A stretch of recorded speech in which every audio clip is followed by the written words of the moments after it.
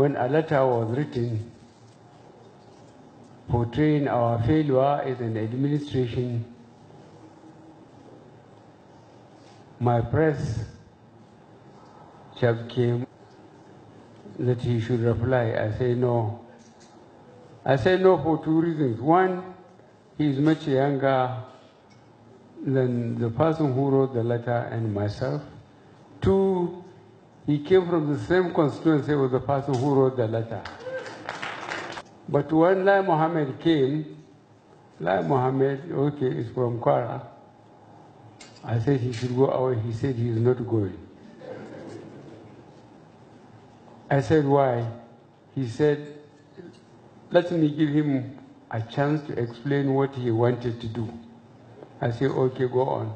He said, what he would do, he would not mention names. He would only try to remind Nigerians where the country was when we came in, where we are in now, and what we have done in between with the resources available to us. And eventually, I have to admit he was right and I was wrong.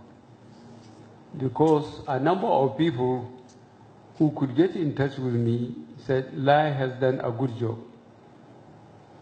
I therefore agree with Lai that the question is to continue to remind people. What I wanted to do is, I'm very happy with the performance of our party. The All Progressive Congress. I like to go back on historical antecedents so that people can assess who are in ANPP through an impartial primaries. I won the ticket, I think for the third or fourth time.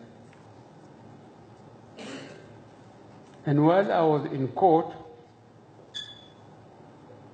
because I felt we were rigged, or I was rigged out of the presidency, the person who was to be my vice president allowed his son to get an appointment in the presidency.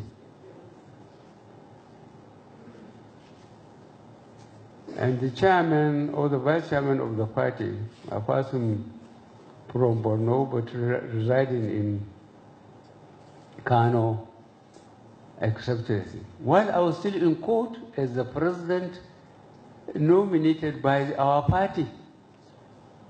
That was why I went out and we developed CPC. And then we realized that unless we get together, that's the opposition parties, and wrestle power from PDP, this country is going to sink. I said so. I will tell you what will attract your attention.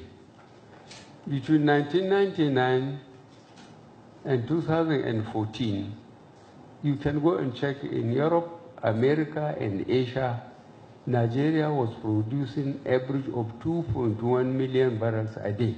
2.1 million barrels a day. At the average cost of $100 American. Because it went up to 143, 145, then it came down to 70, 80.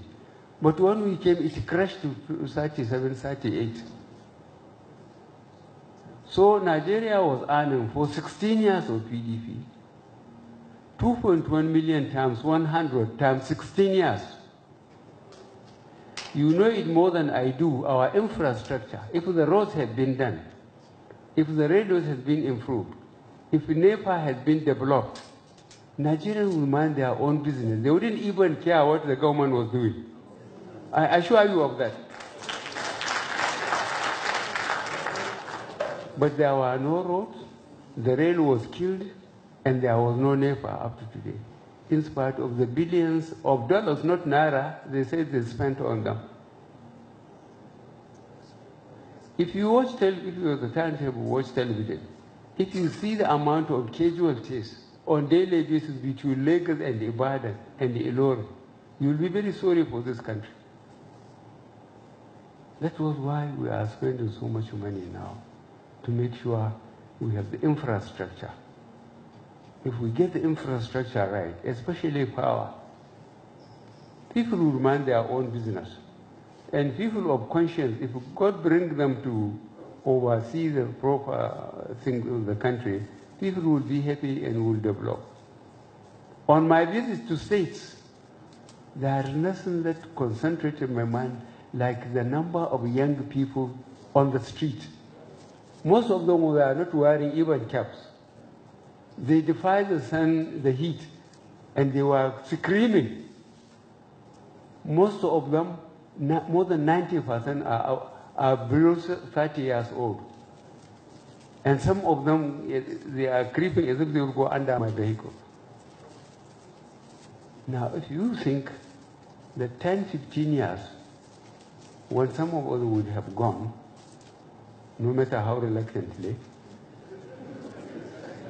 those chaps are going to face a future where if there's no infrastructure, with the population explosion, we are going to have a problem in this country. That is why I'm very happy what we identified and campaigned on: security, economy, fighting corruption, they remain relevant. The country has to be secured to be properly managed. God heard the prayers of his servants. The last 2 rainy seasons were not too bad. People went back to the farm. The Ministry of Agriculture and Central Bank try and help. And I'm very happy. I was in Jos. I saw what the governor did. Today I see what the governor did in terms of provision of tractors and other implements to help people to be committed to the land. We in this government,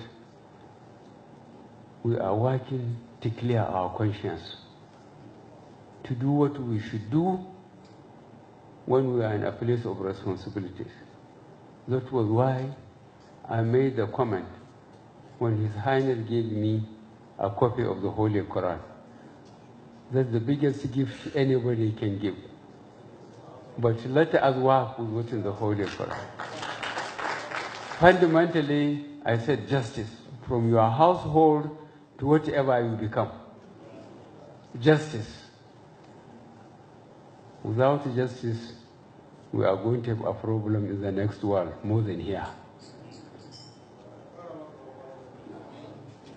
Gentlemen, you are all in places of responsibility. You lead people from your houses to quarters and so on.